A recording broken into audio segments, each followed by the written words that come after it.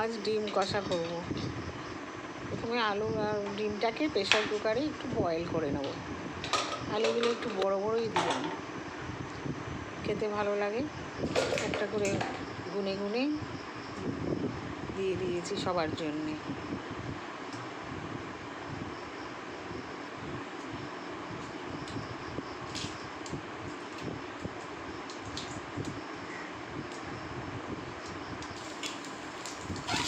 তেলের মধ্যে একটু জিরে তেজপাতা ফোড়ন দিয়ে দিলাম, দিয়ে ডিমগুলোকে দিয়ে ভালো করে ভেজে নেব।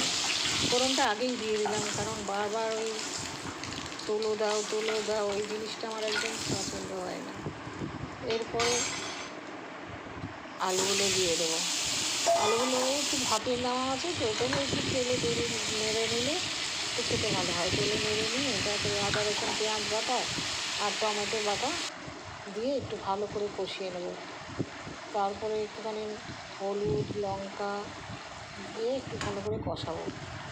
কষানো হয়ে গেলে একটু ভাজা জিরে গুঁড়ো দিয়ে দেবো।